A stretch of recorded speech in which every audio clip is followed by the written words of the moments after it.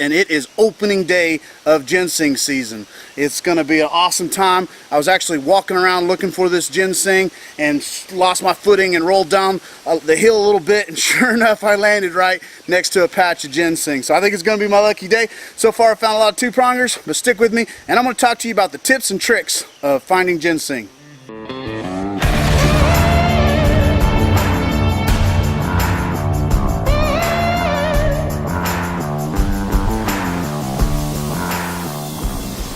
So this amazing plant right here is our American ginseng, or what we call a Panax ginseng, which Panax means to heal all.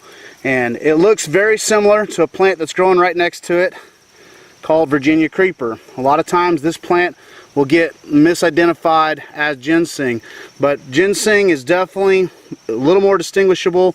And once again, come this type of season in September, when the berries are going ripe, then you can definitely see them. They stand out really well. And then this one here is a two-pronger, and they have 5 leaves. And one of the ways that I've always distinguished them different is they have, each of them have their own stem going at the base here. And then the 3 upper leaves are going to be larger, and then the 2 smaller leaves below making up the 5 leaves. It's called a two-pronger because, let me pull back some of this Virginia creeper here. There's tons of it, so I don't feel bad about removing it, and it's going to help this ginseng plant grow.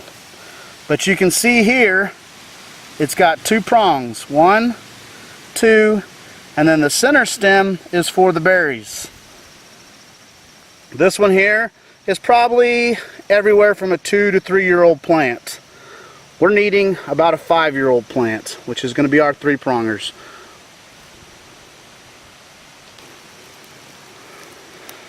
So a lot of plants that tend to grow around ginseng, you have to understand that ginseng grows in a very specific soil type. It requires a lot of calcium. And so a lot of the same plants that will grow in the general area will be everything from ginger. A lot of ginger back here. We could harvest the ginger roots. This here is a twisted stalk. There's bloodroot out here, 3-lobed hepatica. Over here you'll see ferns. They typically grow around a lot of ferns. And then they like poplar trees and pawpaw trees. They're a good source to help you identify. This here is a 3-pronger, but it's a young 3-pronger. And the way I can tell it's a young 3-pronger is because 2 of the prongs have 5 leaves and 1 of the prongs has 3 leaves. This is a legal harvest, but because it's probably only a 4-year-old plant, since it has 3 on this side, we're going to leave it and begin to look for more mature plants. Here's another 3-pronger here. Once again, this 3-pronger has the same thing. This one actually is starting to develop 5 leaves on all the prongs, so we could harvest that one. Still, I think on the little immature side, a little young. And the key to finding more mature plants is when you start finding a lot of young ginseng, start looking uphill, because what happens is when this plant drops its berries, these berries drop to the ground and they roll downhill, and that's where they will lay. Here's another pretty mature 3-pronger. This one's probably right at 5 years, pretty tall, plenty of berries. We may harvest that one. So filming on this steep grade is going to be extremely challenging, so I just ask that you guys bear with me. I want to talk to you a little bit more about where to find ginseng. Now I've talked about a little bit of the identifying distinguishing features, a little bit on how to locate. Locating ginseng can be challenging. It doesn't grow in all locations. It does prefer places with very good drainage, a lot of shade. It actually needs about 80% shade. It doesn't require a lot of light. Something else is ginseng prefers to grow on the northeast side of the mountain, on the hillsides. And I found that I see videos out there where guys are finding it on these flat areas, and it's like, man, I'm just envious, because the only time I can find it, I was on like super steep grades. I got like probably not quite a 90-degree angle, but every bit of 80 probably. I keep slipping, so it's very challenging holding the camera. The biggest thing too on locating, it needs loose fertile soil, and that's another reason I'm slipping and falling everywhere. Loose fertile soil is what it prefers to grow in. And then I talked already a little bit about some of the plants that grow around it, but the biggest thing is the plants may be different in your area. It just needs to be a calcium and rich nutrients ground. The amazing thing about ginseng is it has so many medicinal properties. There are other plants out there that can be used in very similar fashions, but ginseng is definitely one to be, making sure that you're being sustainable in your harvest. Don't just butcher it. And most people go out and they'll take it way before it's too mature. So make sure that you do your research and harvest responsibly. Your prongs need to be at least 3 prongs. That gives you a good idea that the plant's about 4 to 5 years old. Ginseng needs to grow for about 5 years before the ginsenosides begin to develop. Those are the medicinal properties of that plant. And so we'll go into further in-depth on what ginseng is used for later in this video or in a second part. So I have this pretty mature, probably a 5-year-old ginseng plant right here. It's got 3 prongs. Each prong is fully developed with 5 leaves on each. I've already harvested the berries. Before you begin to harvest the plant, make sure you collect the berries first, so that way you set them aside so that you can replant them. That's the key to good sustainability, is replanting your seeds. If you don't replant them, then the population to the plant will die. So what I tend to do is, when I find the ginseng plant, be super careful, because you don't want to break off the stem, because that helps you identify where the root is. Be sure to dig around it and clear out the area. Normally I clear out a big circumference around the plant, but I have another ginseng right over here that is growing in some pretty deep roots. So I'm not sure. They're both fully mature, but I got to be real careful because I don't want to break the root.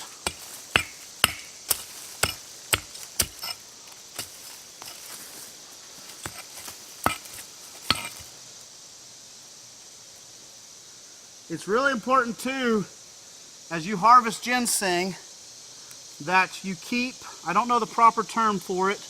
If you do, please post it in the comments.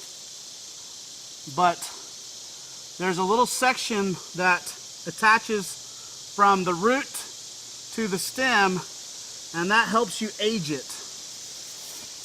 This here is going to be a fairly nice little root. And if you can get all the hairs, that's even better.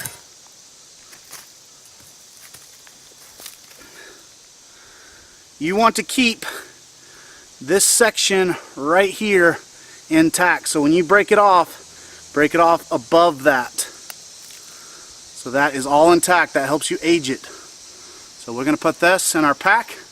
I'm going to get out a screwdriver to help me dig better, easier. So I always store all my herbs in paper bags. I don't like plastic sacks,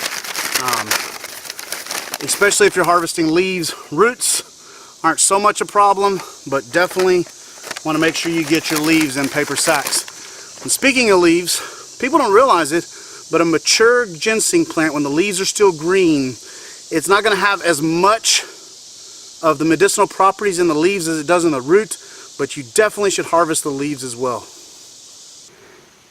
So this piece is where the stem broke off, but it's still intact, the part that ages it.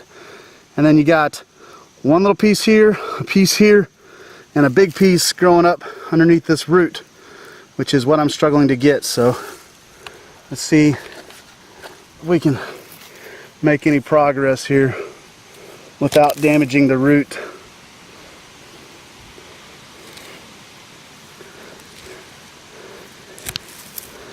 You want these in full intact, and if you can get the hairs attached to them, That's even better. I think I lost the hairs on that one, but that's still a nice little ginseng plant. So before we move on to a new spot real quick though, we need to make sure we go ahead and bury these new berries.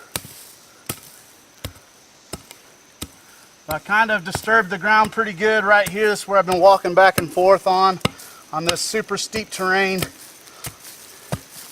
This is where I'm going to come back in and plant my berries.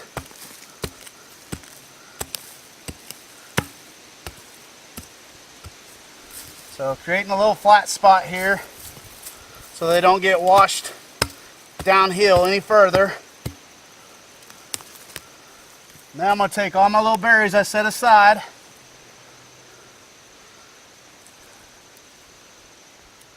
So here's the berries. If I don't fall down this hill again. And so squeeze them, plop them down in there.